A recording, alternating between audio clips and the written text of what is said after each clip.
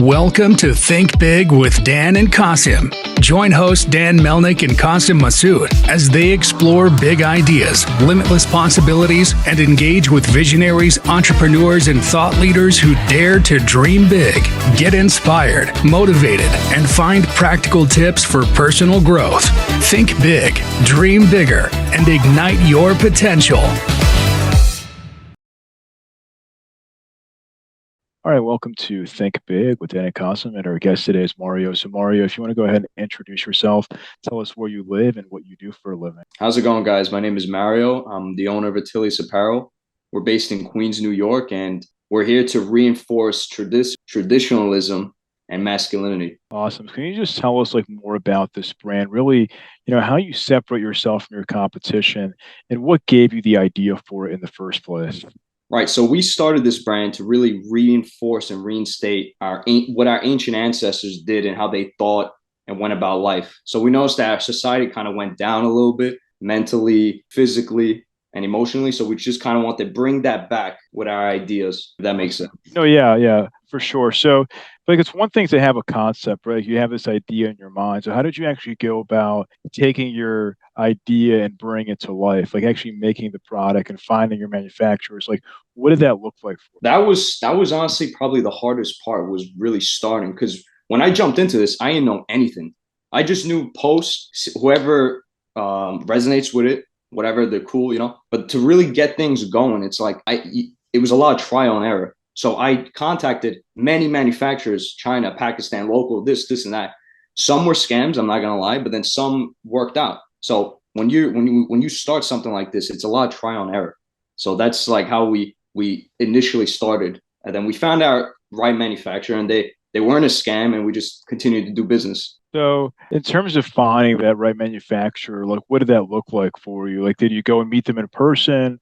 Did they send you samples in the mail? How did you find that they were a good fit for you? So when we first started, our actual real product, we got it from a Chinese manufacturer on Alibaba, right?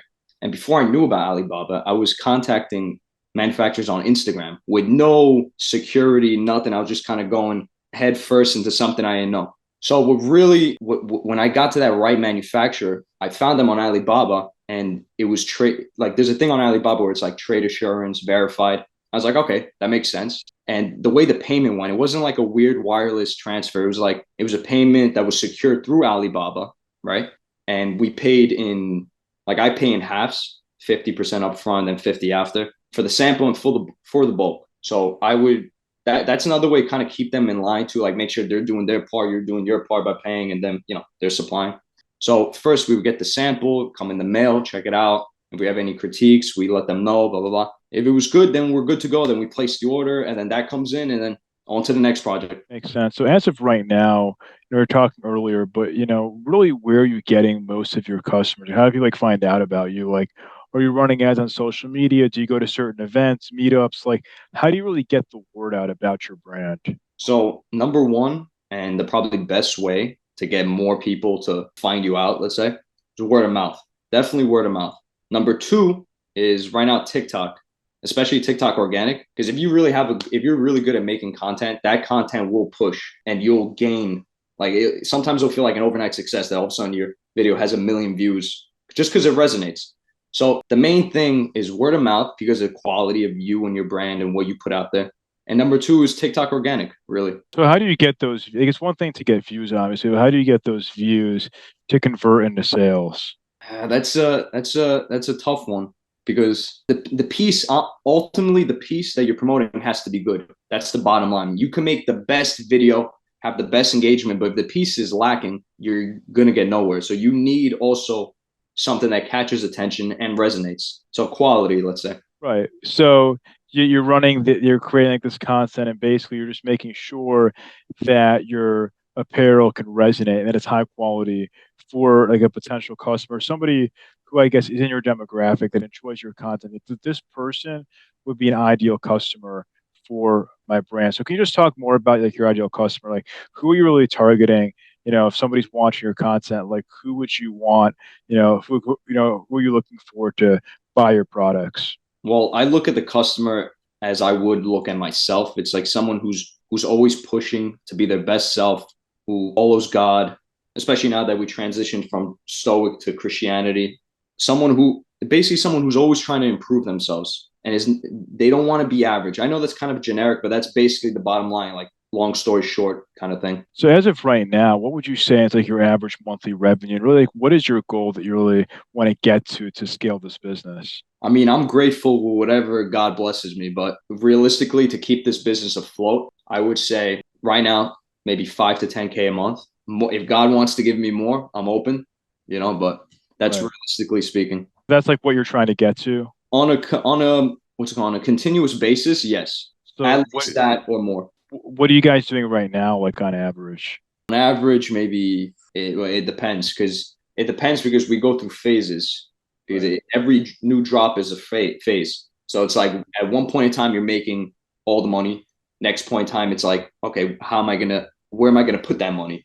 And it's always in another project. So it's like money in, money out. I would say it varies. Because sometimes you might have a good month, sometimes not. You might have a good drop, or you might not have a good drop. So it's either anywhere from 2 to 10K, maybe. It varies. So in terms of scalability, like are you looking at potentially getting your product in retailers or is it only e-commerce? Like what is like, this vision of getting to, let's just say 10K a month consistently? What is that going to take?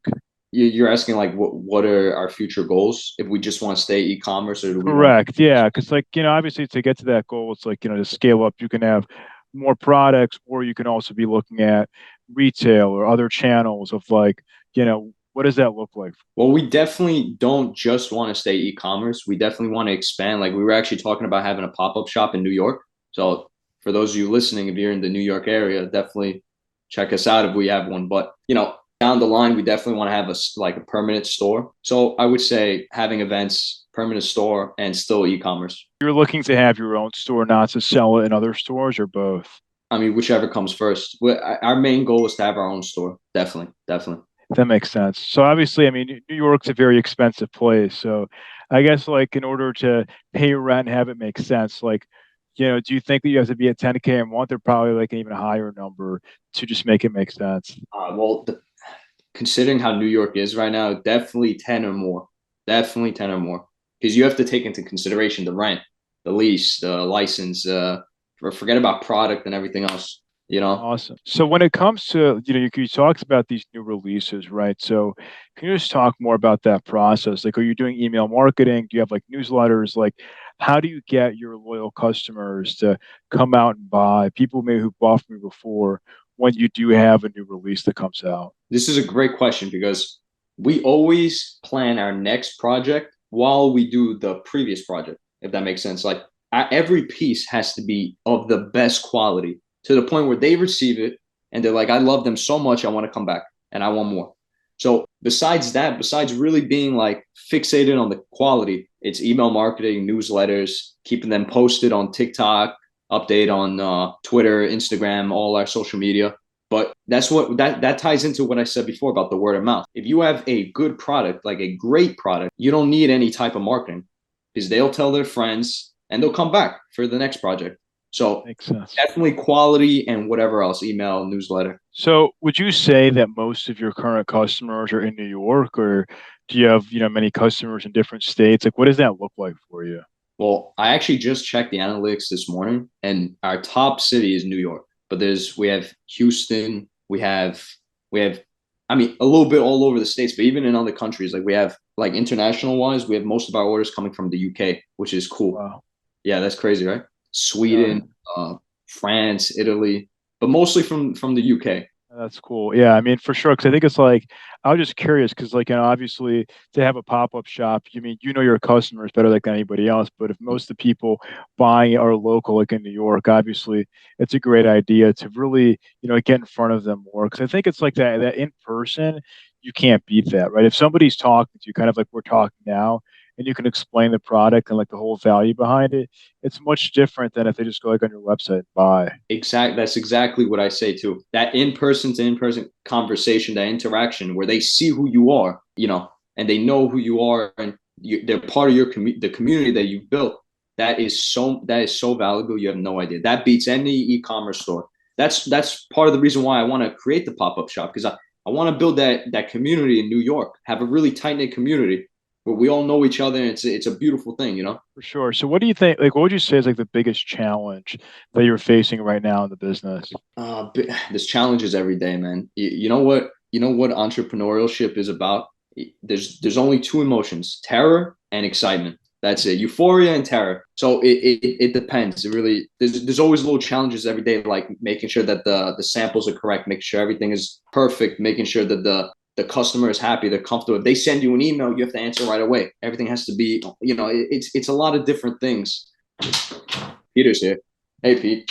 What's going on? What's going on? So you're the co-founder. I'm Dan. You're the co-founder. Yes, yes. Awesome, awesome. So we're about halfway through the podcast here. So if you want to go ahead and introduce yourself as well. Okay, my name is Peter Ilse. I'm the co-founder of Attilius Apparel, and I basically partnered with him probably about 4 or 5 months ago, give or take. And I apologize for being late, by the way. Yeah. No worries, no worries.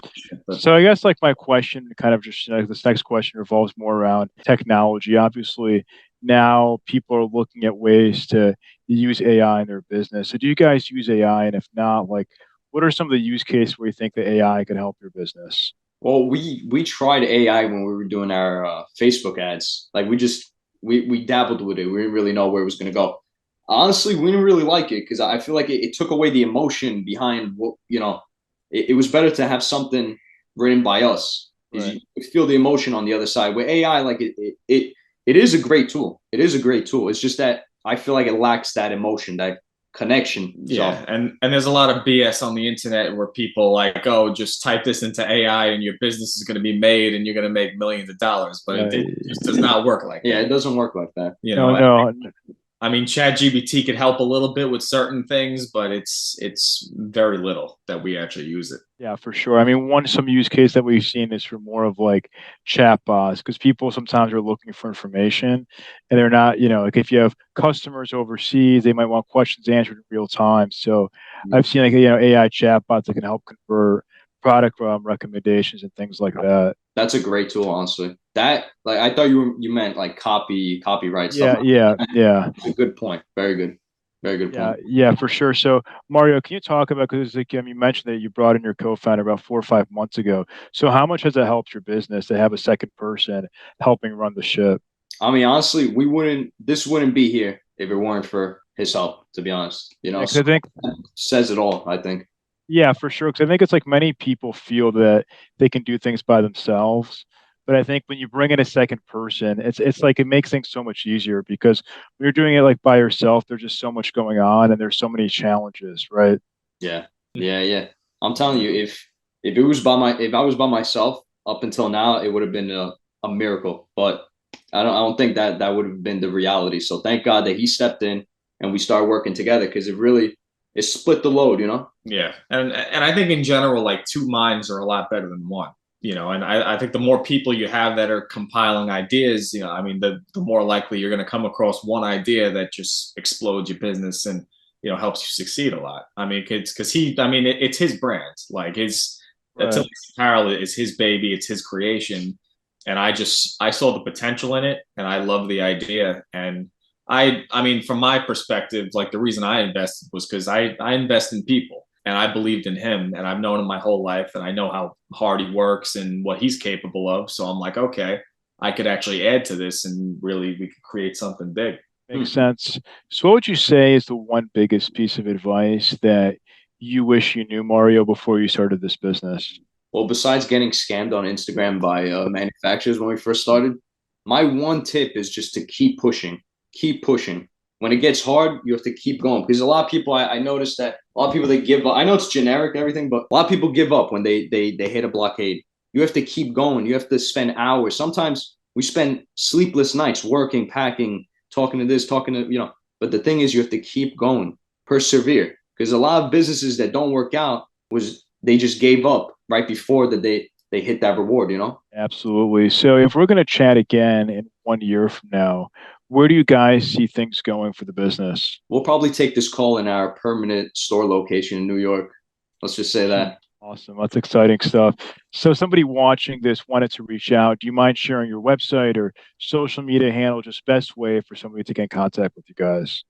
All right. So our website is attiliusapparel.com and our Instagram is Attilius Apparel. Awesome. Well, thank you both, and we're rooting for you. And hopefully, we can chat again in 1 year from now as you guys have your own store. All right. Yeah, Thank sure. you. We'll stay in touch, man. Thank you. Thanks. All right. Bye.